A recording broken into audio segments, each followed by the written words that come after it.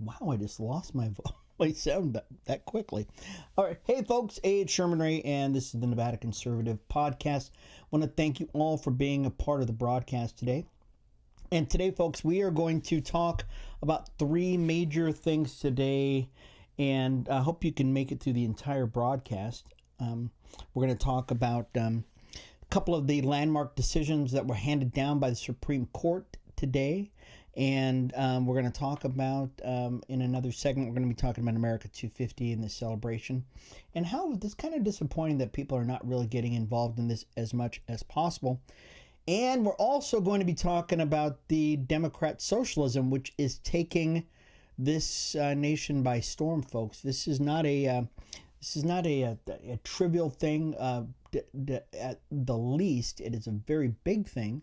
And we've got to all be very wary of this. So stick around, folks. When we come back, we're going to get the broadcast started, and we're going to talk all about it. So this is Sherman Ray. This is the Nevada Conservative Podcast. We'll be back in just a second.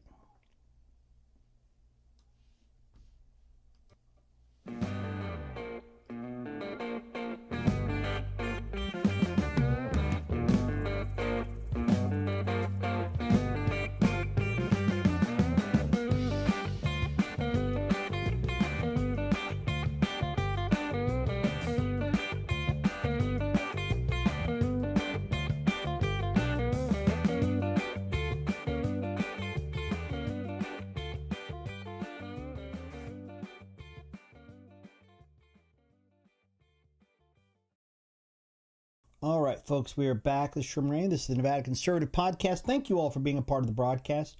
And, folks, today we're going to be talking about something very interesting. We're going to be talking about three big things. I mean, it really is. This is probably on Saturday. Many of you know on Saturday it is the 250th celebration of the independence of our country. And this is no small thing. This is not a trivial matter at all, folks. This is we are the greatest social experiment that has ever been devised by man. And as a result of it, we really think that people should be enjoying this even more. On the White House lawn, there has been they call it the Great American Fair, county fair or something like that, and this has been nothing short than a miracle that they were able to do kind of things they're doing. They're putting Ferris wheels, and I saw today they actually had the what do they call it? The Ferris wheel, and this is the Smithsonian Ferris wheel. It was brought. It took them 3 years to redo this thing, and so they were able to get it back up. It looks beautiful, man. It really does. Just fantastic looking thing. And so, but not as many states were involved in this as probably should have been. And that's probably the worst thing about it, is not too many states have been involved in it. And we'll talk about that in just a second. But before we get going too much further, just hit that subscribe button. And a lot of people were watching the broadcast, and I'm going to go ahead and turn on our YouTube channel so that some of the people who've been keeping up with us, who've been telling us, that we need to do even more of these broadcasts. They keep saying, "Hey, Sherman, you need to put even more of these broadcasts up." And so we have. I mean, one broadcast we had like 50,000 people watching this thing. I mean, it really was. And so we're going to be trying to do as many of these broadcasts as we possibly can, because people love them. I mean, they really do. So I'm very excited about that. Go ahead and go to our YouTube channel. It's at the Nevada Conservative. And you can check it out. Also, if you'd like to go to our website, it's at thenevadaconservative.com, at thenevadaconservative.com, and you can check it out. Yeah, okay, so we're up. And if you'd like to get in on the conversation today on our YouTube channel, we've got that up. We'll actually have this up on Truth Social and Rumble, that kind of stuff, and on our Facebook page. We're always on our Facebook page. So if you cannot find us, we're always on our Facebook page, so you can always check us out. So, or you can write to us at thenevadaconservative@gmail.com. That's thenevadaconservative@gmail.com. So, once again, here's what's going on. Over at in Washington, D.C., out on the mall over there, they've got all kinds of attractions there. And the interesting thing about it is they've actually got all 50 states represented on the mall, which is very cool. And I've not checked to see if we've got Nevada on there. I would assume we could, since we have our governor, Joe Lombardo, is a true patriot, and I would assume we've got our thing going on up there. But some states decided that they did not want to take advantage of having a booth on the mall to represent their states. One of them was Pennsylvania, and Josh Shapiro said, oh, we don't have enough, we couldn't find any people to do it. Right. and then all of a sudden, this whole bevy of, agricultural folks and people decided, oh no, we're going to be there. You don't want to be there, we'll be there. John Fetterman was there, and I think another representative from, what's his name? It's not Lowry, McCormick. McCormick decided that he was going to go there too, and to represent Pennsylvania, which makes sense. And it got me back to thinking about something very interesting. It was 2015, 2016. The Trump administration sent Linda McMahon to Las Vegas. And I got this phone call from the White House, which is the first time I'd ever gotten a phone. No, it wasn't the first time I got a phone call from the White House, but I got a phone call from the White House, and they said, hey, Sherman, Linda McMahon is going to be in town. We tried to get a hold of the Urban Chamber of Commerce, couldn't get a hold of the Urban Chamber of Commerce because they decided that they didn't want to meet with, at the time, Linda McMahon was the SBA administrator, the Small Business Administrator. She was the secretary. And they've got all this money. They want to tell everybody about all this money they've got. And Ken Evans, who is the president of the Urban Chamber, won't meet with us. And I went, what? What do you mean they won't meet with you? He represents black business owners in Las Vegas, and they won't meet with the SBA administrator. And why is that? And they said, well, because they didn't like the Trump administration. And I didn't think about this until this morning when I was kind of pondering what I was going to talk about here today, about how ridiculous this is for these governors, senators, congresspeople to say, we are not going to represent our people at the White House and give them a seat at the table because we don't like the administration that is in office. Because that's exactly what the Urban Chamber did. To make a long story short, I got to meet the SBA administrator because at the time, I had started an organization called the Las Vegas Black Business Chamber. At the time, I think we had 2,500 people, and we had a lot of people, but it was nothing compared to the Urban Chamber. We had a lot more people than the Urban Chamber, but we didn't have the prestige. I got to sit down with the with the Latin Chamber, the Asian Chamber, and a couple other chambers that were there, and me. I got to sit there with Linda McMahon. I've got the pictures. You can look on our website or on our Facebook page. You can see the pictures of me and Linda McMahon. But once again, it gets back to how dare these representatives, quote unquote representatives, are that they say that they are not going to represent their people because they figure that they don't like the administration that is in office right at the time. And that to me is an affront. That's not your job. You're actually you're not doing your job by not representing your people at the places where you're supposed to represent them, if just because you don't like the administration. And so, and especially now, this is the 250th celebration of the signing of the Declaration of Independence. This only happens once in life. This is not like what happened for me a few years later with meeting an SBA administrator, because 4 years later, the administrator for the Biden administration came along, and guess who was there then? Yeah, the Urban Chamber was there then, okay? But they were not there during the first administration, and that, to me, smacks of just running afoul. And then, of course, they'll complain, oh, black people don't get this, and black people don't get that. And I go, you're full of crap. because they came to me specifically, they came to you specifically and said, we got all this money, we got all these opportunities, and you decided you did not want to be there. And that's a shame. I mean, it's just a doggone shame, and it should not happen. I feel really bad for the folks that are there, because all of my people, and especially, and my folks, anyways, we won't go into all that other stuff. But so I'm wearing my shirt. Can you get a wider shot of that? Can you get a wider shirt? Yeah, there you go. Okay, so this is my shirt. I've got my America 250 shirt, 250 years of anniversary. And I'm going to be wearing this a lot, folks. And I really encourage you guys, if Democrats don't want to be involved in this, guys, just let them, screw them. Who cares? We cannot help them if they don't want to be a part of this. We can be, though, folks. So get out there, do baseball, hot dogs, apple pie, and an America 250, and go out there and celebrate America 250 for all those folks who don't want to do it. Okay. Anyways, in the next segment, folks, we're going to talk a little bit about the SCOTUS Supreme Court justices' rulings on birthright citizenship. I think you're all going to be very, very. It's going to hit you for a loop. So when we get back, folks, we will talk a little bit more about that. This is Sherman Ray. This is Nevada Conservative Podcast. Be back. Just a second. Stick around.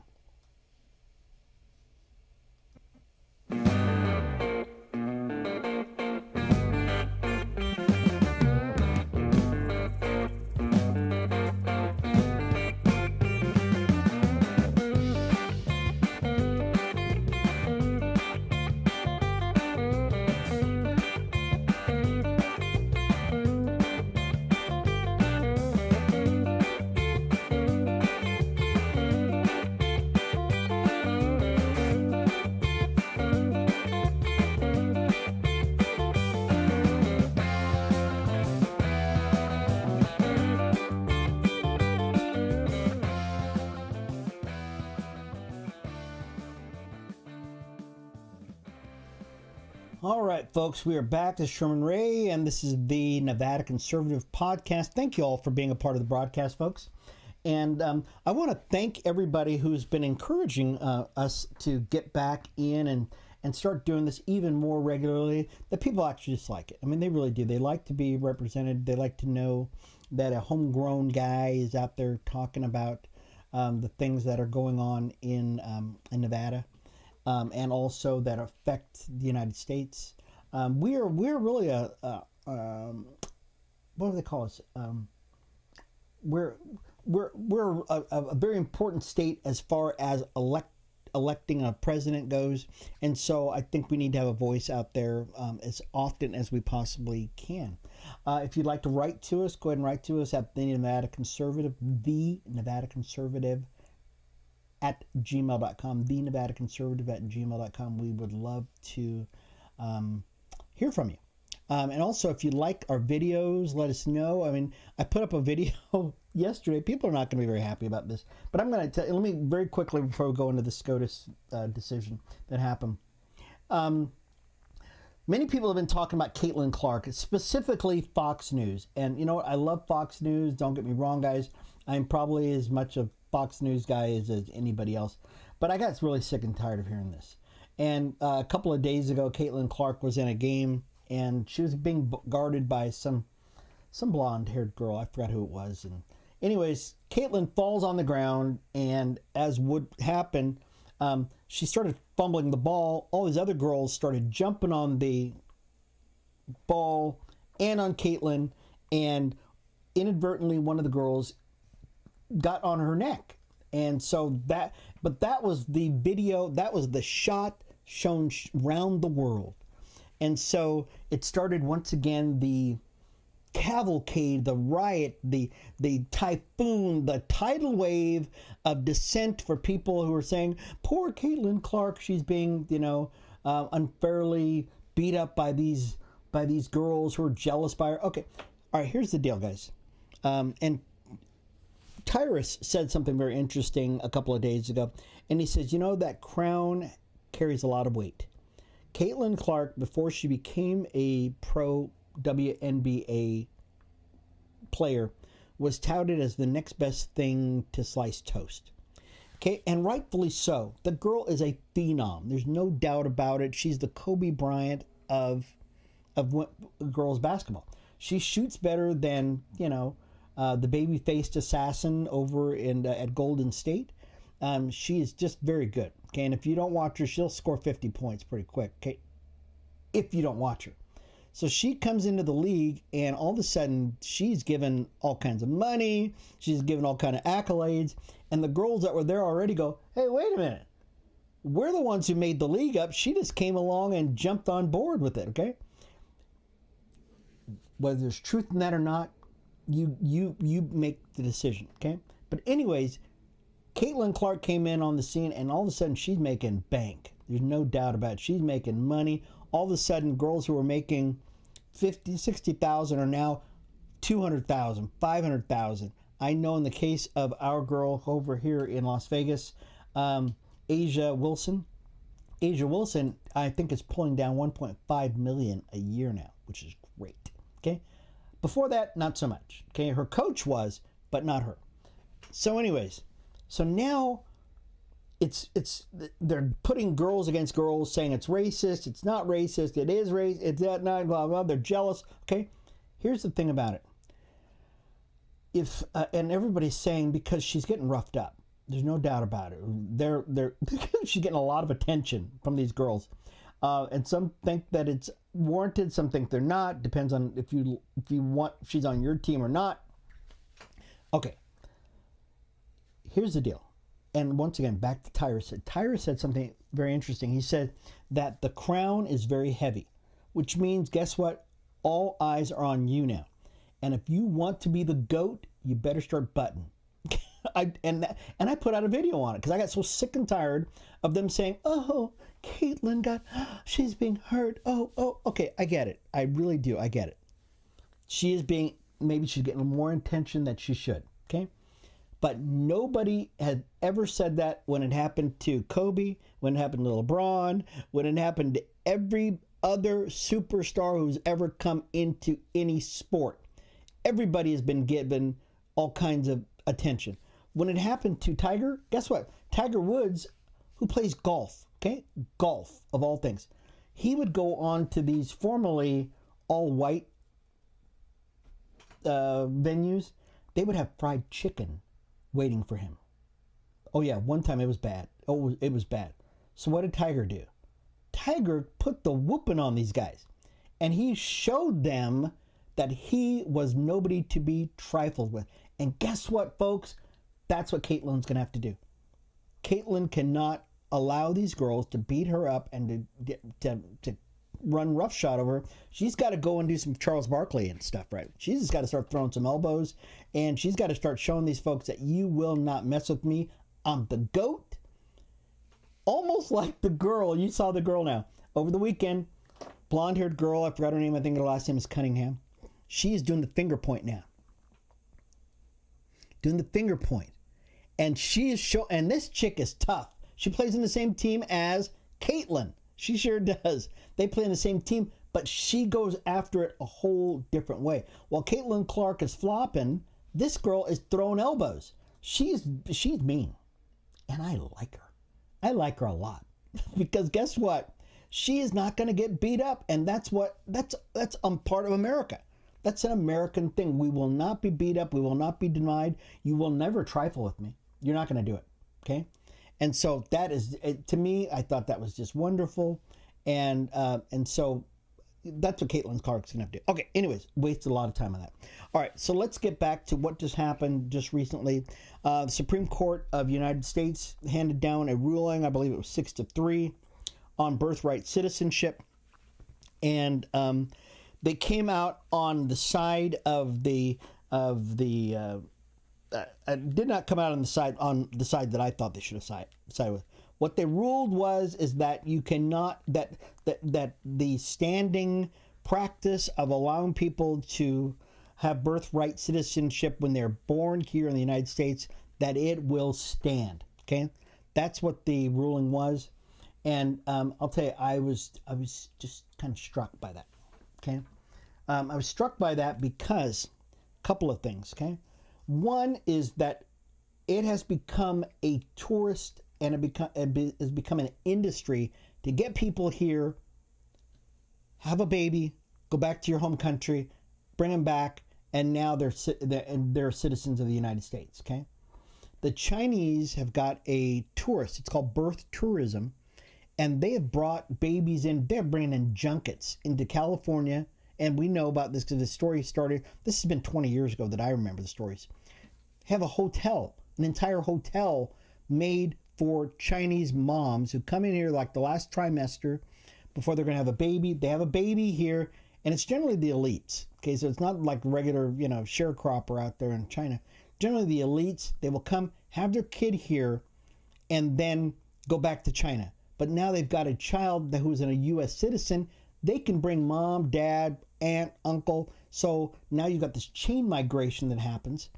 Also, you've got the same thing on the southern border, where you've got people who come here from Mexico, Latin America, wherever from the southern border, and now that child comes in, and all of a sudden this child is now, once again, the chain migration, mom, dad, uncles, aunts, grandma, grandpa. One baby now has 17, 18 people who come here, and these folks will come here, and all of a sudden they get welfare because, of course, they don't have a job, right? Because they're illegal, right? But because they're with a kid, kid's got to have somebody take care of them. So now it just becomes a strain on our resources, okay? So you've just opened up a floodgate, SCOTUS, on something that really, this is what the 14th Amendment was, the Birthright Citizenship Amendment was, okay? It basically said that the children of former slaves were now citizens of the United States. That's it. It had nothing to do with you being a Chinese tourist coming here or an illegal alien that jumps over the border and has a kid here, and all of a sudden here. It specifically applied to former slaves. That was it, because Democrats did not want to have those children being citizens of the United States. That's number one. That's what it was. Okay, that's what it is, and unless it's changed, okay, that's what it will always be. It will always be specific to a group of people that were being disenfranchised because their parents were slaves, but they were U.S. citizens already. Okay, all right. So number two on this is that now what's going to happen, folks, is the people who have waited in line, some 14, 15, 16 years, have been waiting with green cards, have been waiting for that day to get that little piece of paper that says U.S. citizen. They've got their visa now. They're doing all the stuff, and they're taking the pledge. They're taking all the civic lessons, and they're standing up there now in front of a judge who says, "Swear that you will be an American citizen and that you will, honor the flag and everything else." You know what that does to that? You might as well tear that up, man. That's trash now. You have made being a U.S. citizen as cheap as it possibly can be now. It's no harder to do than by you getting on an airplane and getting over here, having a kid, popping out a kid. To me, that is just an affront, folks. It's something we should have never, ever, ever have done. And the Supreme Court Justice, folks, the Supreme Court of the United States needs to revisit this. They've got to do something to stop this. And for Democrats, they love it. Oh, they're going, oh, great. We get to have us some brand new folks that can be citizens here. Woo, we're so excited about having this, okay? This is a bad deal, folks. It's a bad deal for America, and it's a bad deal for those who want to be U.S. citizens. All right, when we come back, folks, we're going to talk a little bit more about the Democrat Socialists in the last time we've got, and the Sherman Raid. This is the Nevada Conservative Podcast. We'll be back in just a second. Stick around.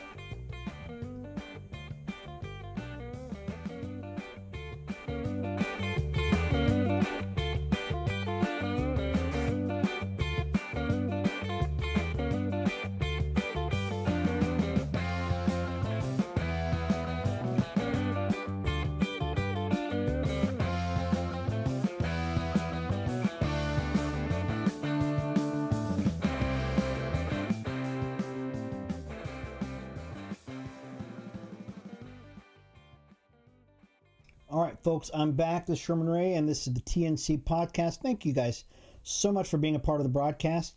We went really long on that last segment, started rambling and stuff like that, but we're going to try to get back on time. We're going to probably run a little bit over, so if some of you folks are just watching this for the first time, we generally run for about a half an hour. We're going to run a little bit over today. Sorry about that, but I start to ramble every once in a while. Let's talk a little bit about the DSA, or the Democrat Socialists of America. Many of you know that over the last, because we're in an election cycle right now, you've got a lot of these folks who are running for office. You just had, what's her name? Something Maria Aliza, whatever, Avila Xavier. You've had another guy in, was it New York? Actually, three of these DSA people are now the candidates running in New York. And today, you're going to actually, as of the taping of this show today, you're going to have they're going to try to unseat what is it? She's been in the office for like 30 years. Democrat in Colorado. Oh, yeah. These folks are coming in like gangbusters. This is ridiculous. We did a post on this a couple days ago, right when this first happened in New York, and I stand by that claim today. Somebody else went, "Oh, just calm down. You're making a big to do about nothing."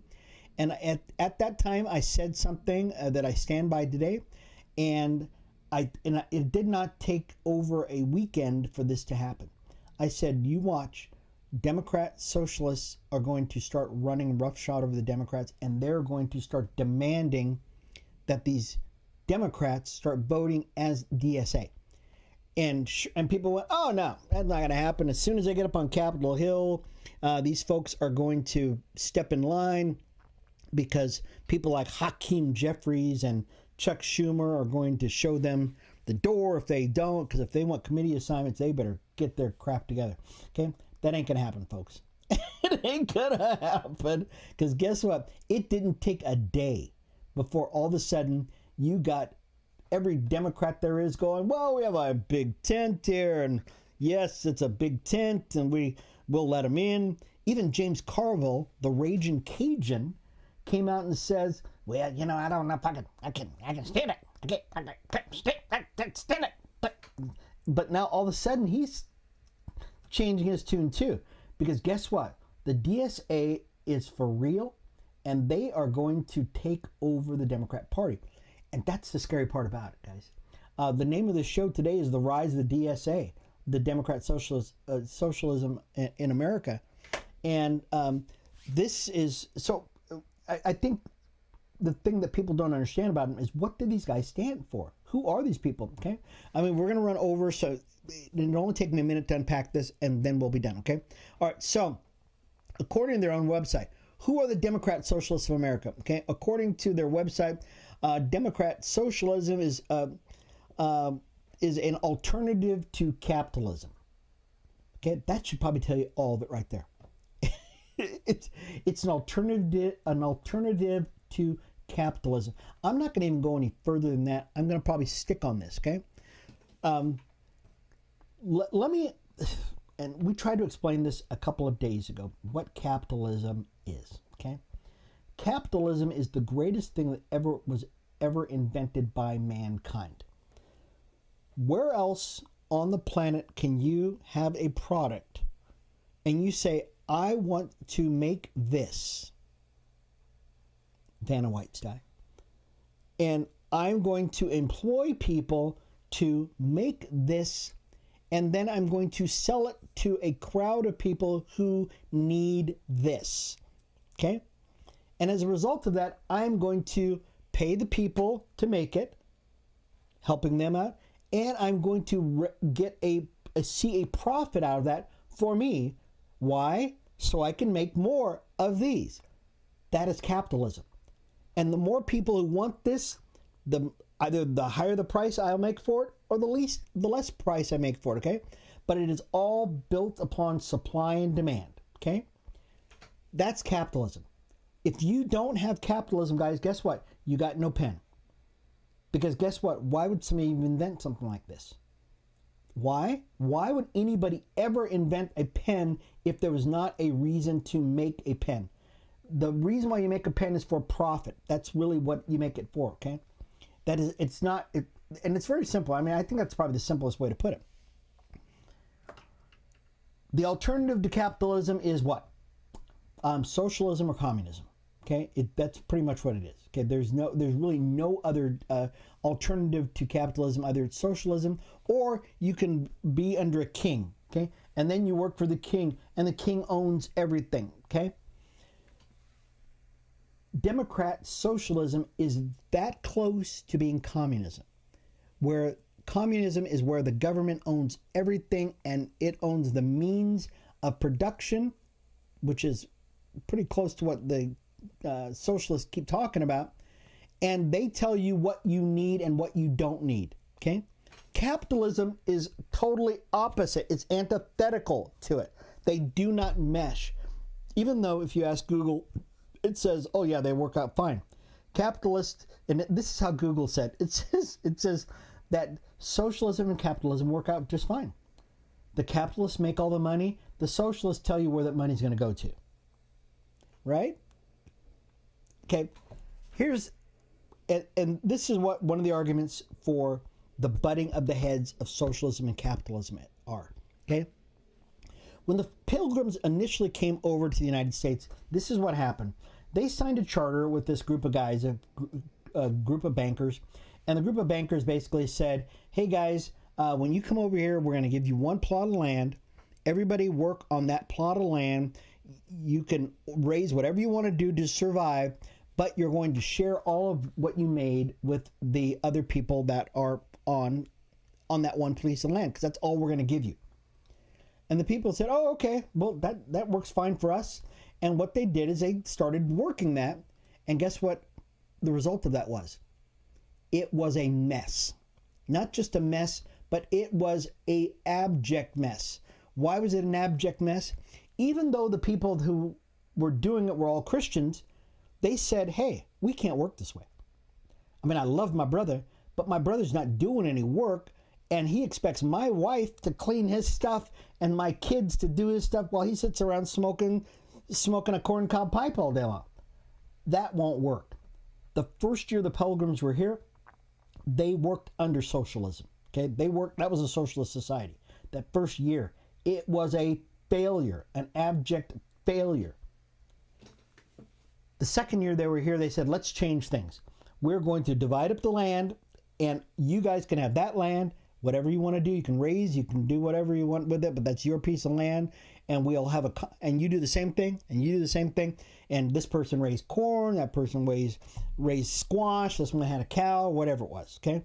And then they brought them into a general store, and they sold their wares for the common good of everybody, okay? That was our first experiment of capitalism, and guess what happened, guys? It was great. You know why? Because the guy who raised the corn was able to profit from the corn that he grew and that he sold. America is built on capitalism. It's built upon greed, okay? And not the kind of greed you're thinking about, okay? Some people are thinking, oh, you're just greedy, son of a gun, you're greedy, okay? Greed on this level is a whole different thing, okay?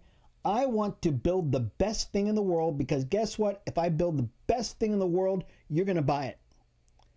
Yeah, I'm greedy, folks. I want to corner the market on this. I want everybody to have this. So what am I going to do?